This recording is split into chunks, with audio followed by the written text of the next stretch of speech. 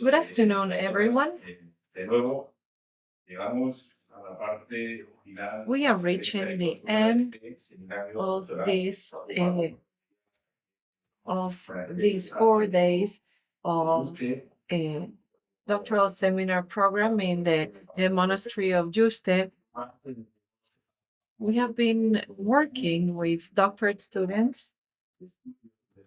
This has been a research seminar in the framework of the Charles V European Award to Angela Merkel on the topic of the fortune of being together, securing and strengthening Europe's cohesion.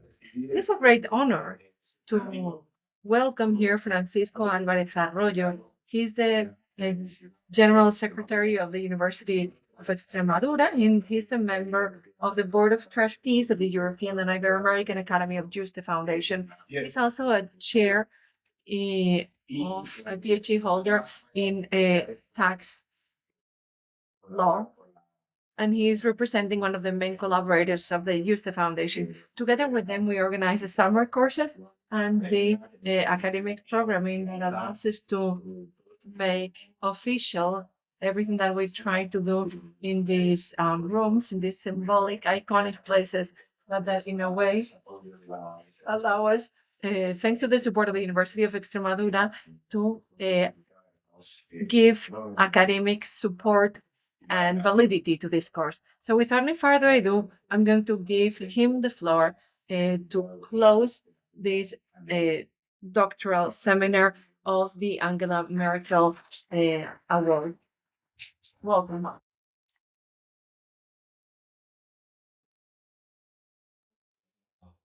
Welcome to Extremadura. This is the topic of my presentation today.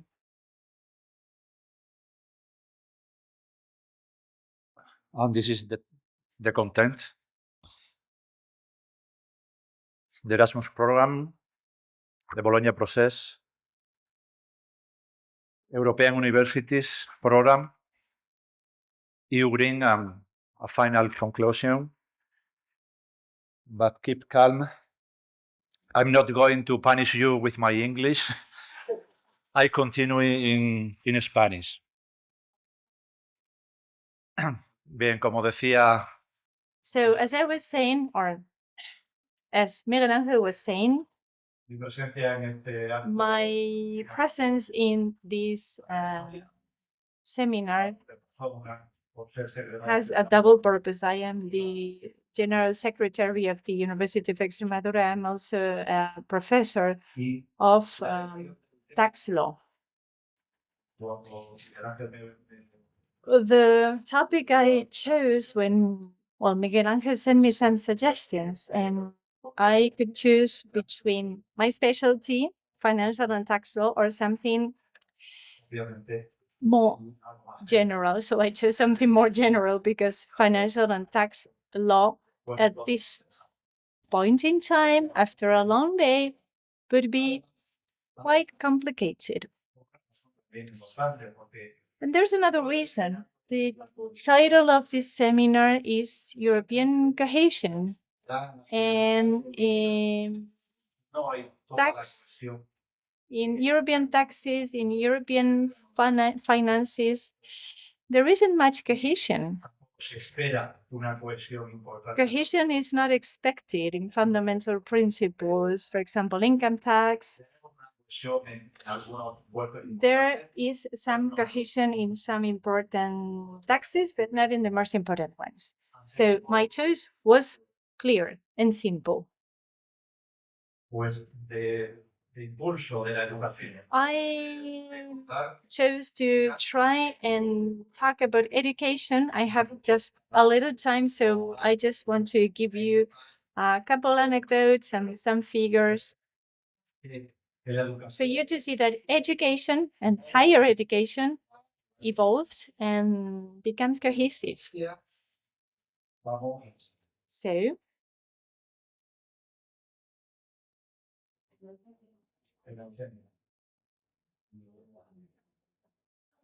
you have to aim at the center, yes.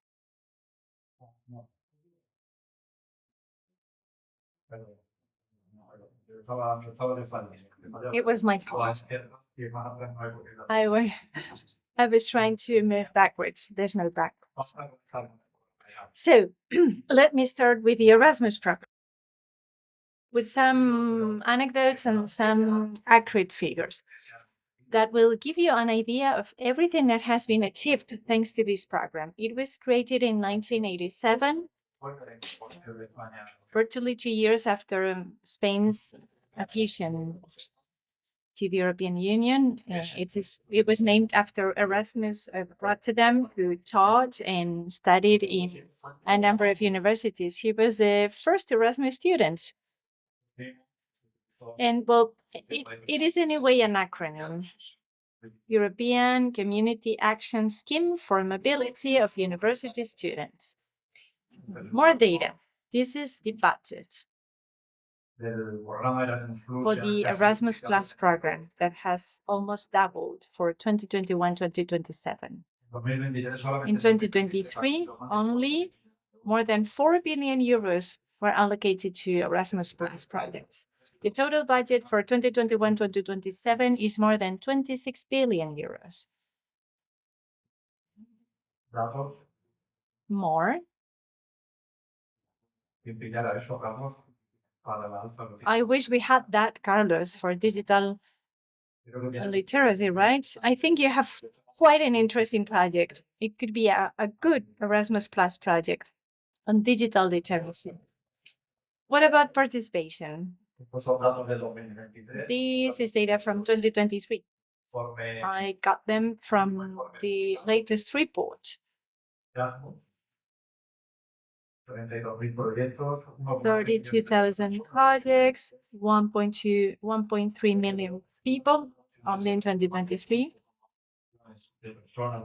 Since 1987, more than 15 million people have taken part in these mobility programs. And remember these two data. Sustainable mobility, 23% of the participants have used in all their trips in how they traveled, they have contributed to the sustainability purposes by using public transportation means.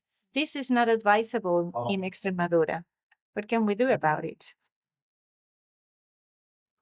97% of participants were extremely satisfied with it. So this program works. It is working. It has worked. And so we should give special thanks to Sofia Corradi, our Mamma Erasmus European South the Fifth Award, who was the main promoter or the alma mater of the Erasmus Plus project. So this is my small tribute to her.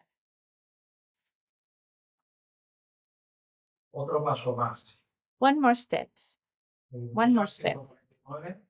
In 1999, so more than 25 years ago, the Bologna Declaration was signed. For most of you, if you have studied in European universities or Spanish universities, you have suffered it or you have benefited from it. The system changed. The European higher education area changed. This is the Bologna Declaration. This is the Bologna process. The declaration was signed by 29 European countries, but now there are 49 higher education systems in it because Russia and Belarus have been recently suspended.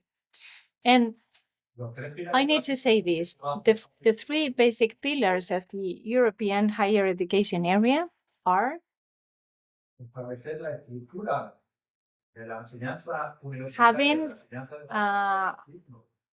having three different cycles of higher education: degree, master's, undergraduate degree, master's degree, and doctorate.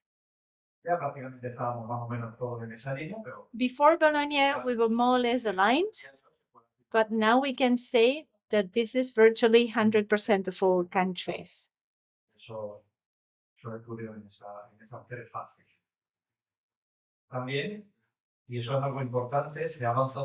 There has been some or much progress in the harmonization of the quality programs, both in terms of quality, national quality, and European quality. The Spanish quality agencies, ANECA, and the others are part of the ENQA, the European Quality Agency.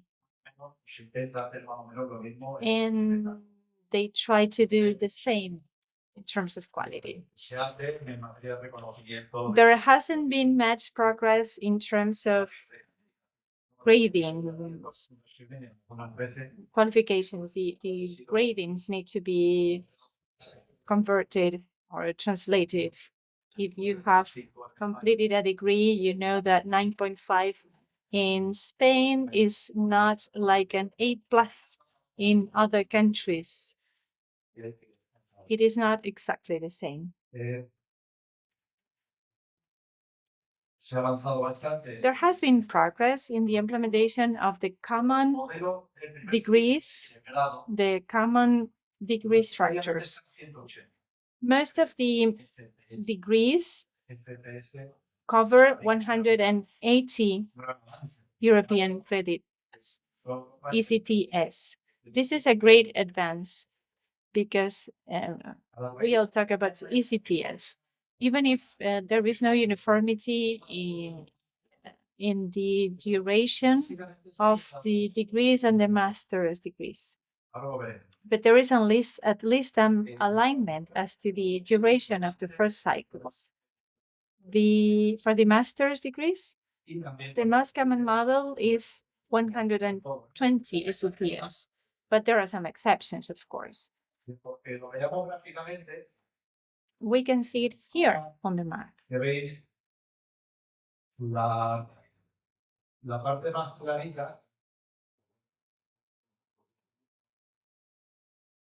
The countries in the softer color, this area, uses 300 ECTS for the first and the second cycles together, degree and master combined in all this territory. So 300 ECTS all in all. This is homogeneous. 180 plus 120 or 240 plus 60, as is the case in Spain. But most of them, as you can see, have some homogeneity in 300 ECTS. And then the brown and the red colors offer 330. No, sorry, the speaker corrects himself. Red means 330 ECTS, and in brown, it's 360 ECTS. You can see the details here. I took this data from the EHEA website. 24. These data are from 2024. So we have 180 ECTS degrees. The most common ones, for example, in Andorra, Albania, Belgium, Germany, Denmark, among others.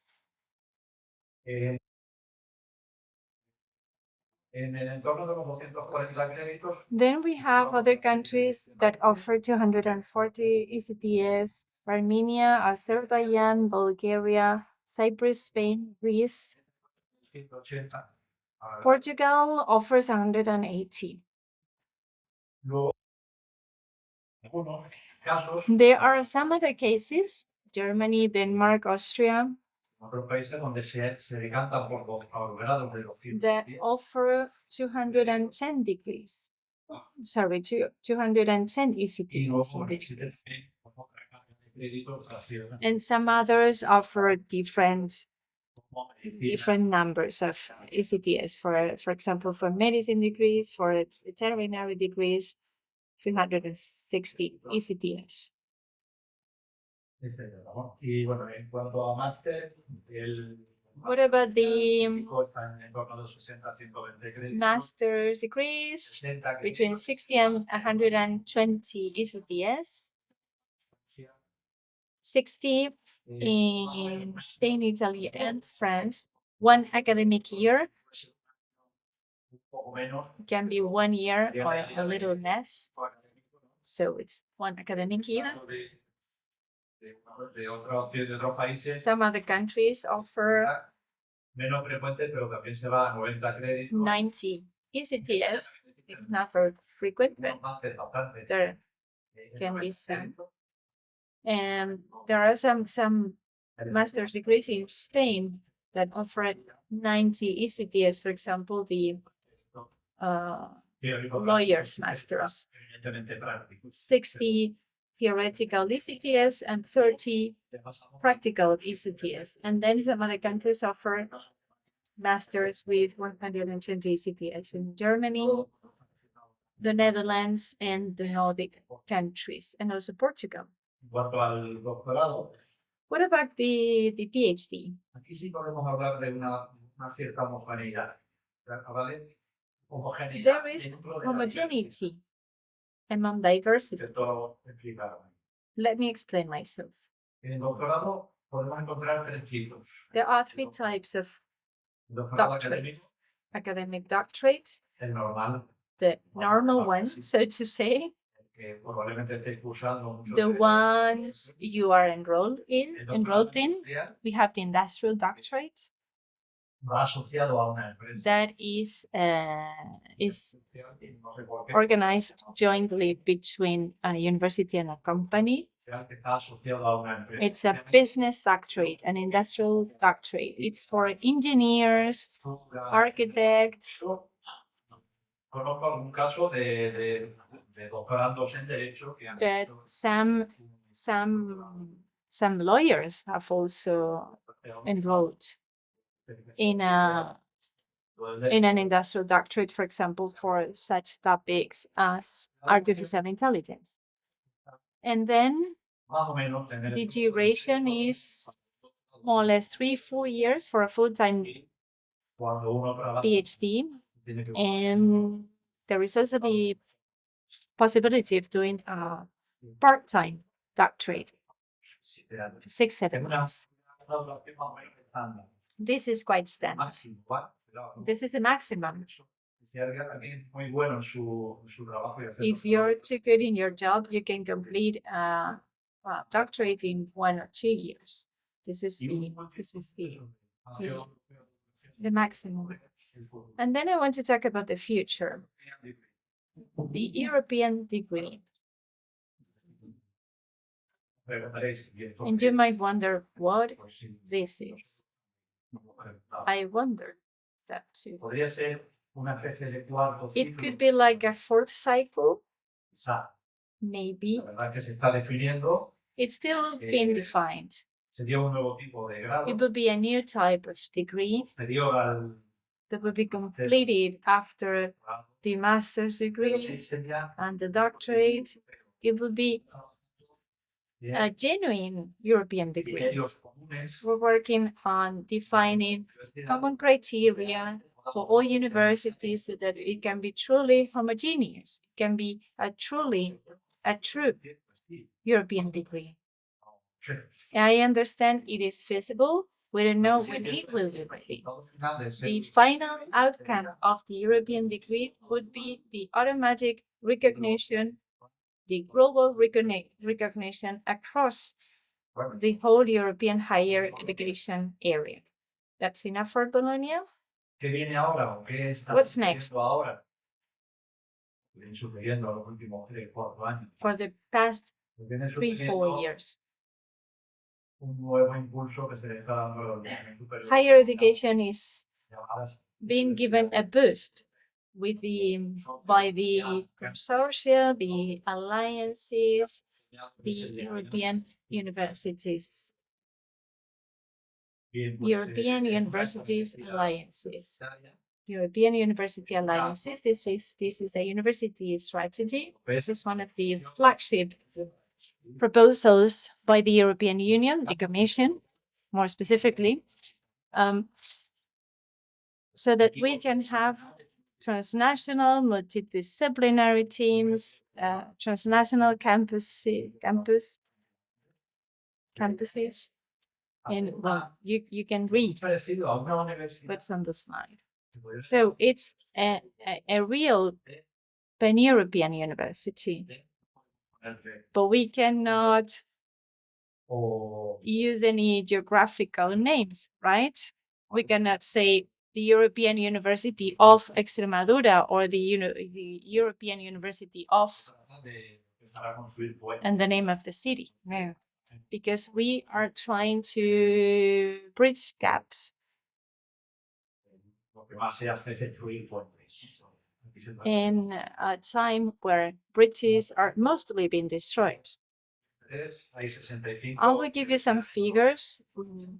Some 65 European universities are under construction, involving 570 higher education institutions in more than 35 countries, 1,600 partners. It is a quality label for the universities involved in this alliance. And someone talk about the future universities or universities of the future. I don't want to be presumptuous, but there's something about it. And on the short term, if the European Commission's decision is still valid, access to funding, access to European projects will depend on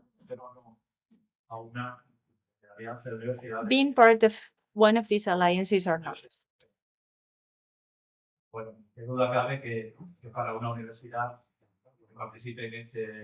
Undoubtedly, for a university to take part in these alliances means that it will be better positioned in the international arena.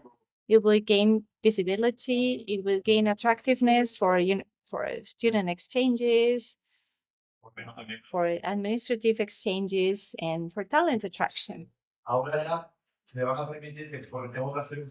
I need to talk about my university, the University of Extremadura.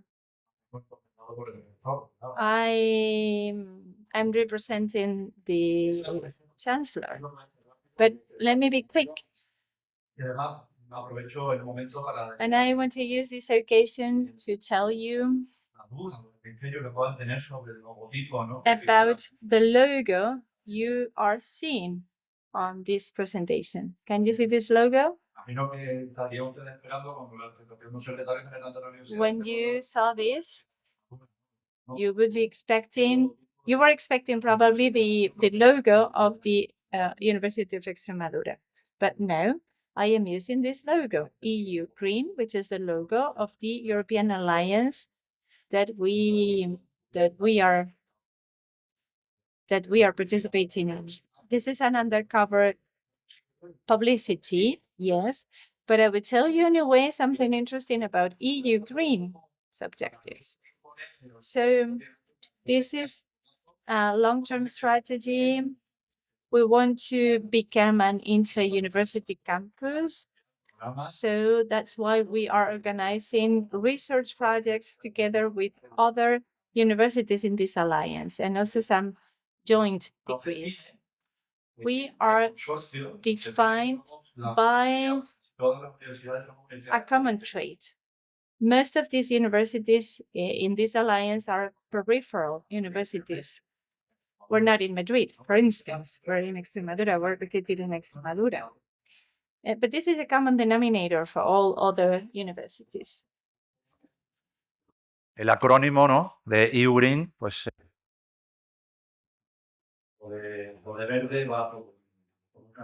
Well, the word green brings something to mind, sustainability, etc. But it helps us to cover many lines of research and all the elements that we share in this network. Ahí estamos los que somos, quiénes somos. These are the members: Suecia, Polonia, Sweden, Poland, Italy, Francia, France, Portugal, Portugal, Alemania, Germany, Irlanda, Ireland, Rumanía Romania, y siempre liderando and la Universidad de the University of Extremadura is leading the network. When I say that we're leading, well, we know that leading is not always an advantage, significa because leading means that you need to organize and you need to be ahead of things. So there are 9 universities, 24 campuses, 158,000 students, 18,000 members of staff members, between professors and administrative and services staff in 5. And we have over 5 million inhabitants. We are peripheral universities, so yes, there aren't that many of us. And there are over 80 members. I just have 6 minutes left, so I will try to stick to the time allotted. So what do we do? We are educating. We are doing what we always do: educate, or try to educate. And we do so with a focus on small cities and rural areas. We have several programs that are being implemented in other universities in the consortium to promote the attraction of talent in rural areas. We are taking steps. To this end, what do we do? Well, we create a European space based on 5 pillars. Education, of course. Education is our leitmotif, and then we have research, innovation, services to society, and of course, European values. Because a European university without European values wouldn't make sense in our view. Here you have some examples of what we have done, because I'm running out of time. And to wrap up, I just want to share with you the results of the first that we have obtained in the first 2 first years of implementation of this consortium. Just to give some economic facts, I think this is part of the presentation, but just for you to get an idea of the figures. We have achieved funding for almost 15 million euro for all the universities in the consortium. The coordinating entity is the University of Extremadura that got an amount that was a little higher, but we have more expenses, of course. And we were able to involve over 7,000 people between students, researchers, and staff members.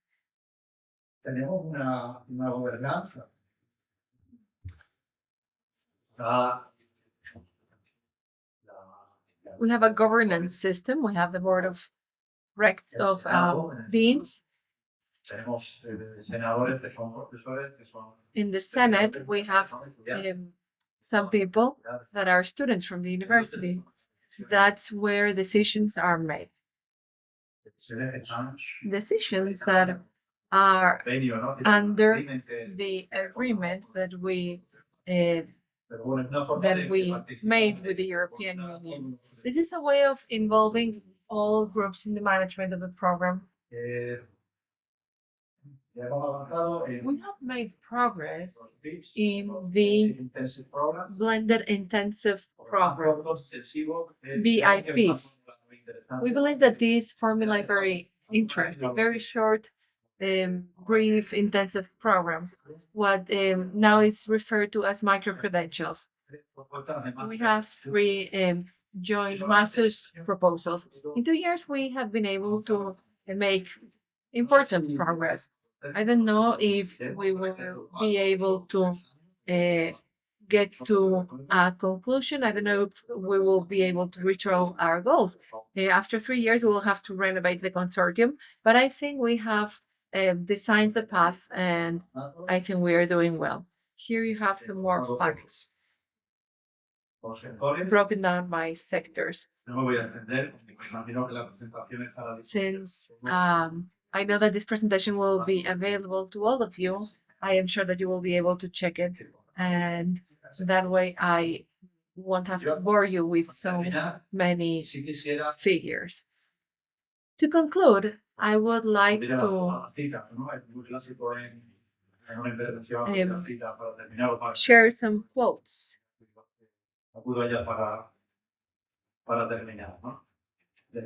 It is a classic. As Jesus Christ would say, the truth shall set you free, while Socrates said that knowledge will make us free.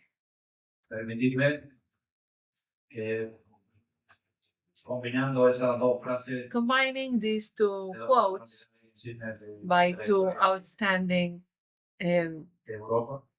people in the history of Europe, let me wrap up by saying that education will set us free, will set us and make us more European, and will make us more human. Thank you very much.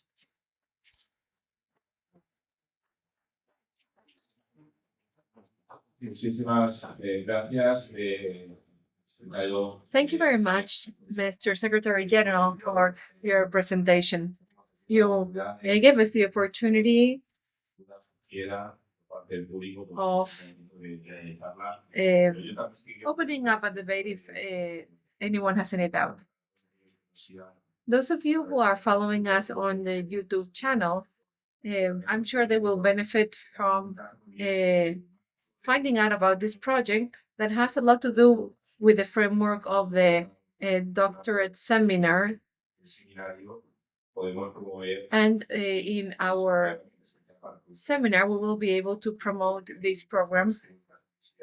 This is a wonderful project.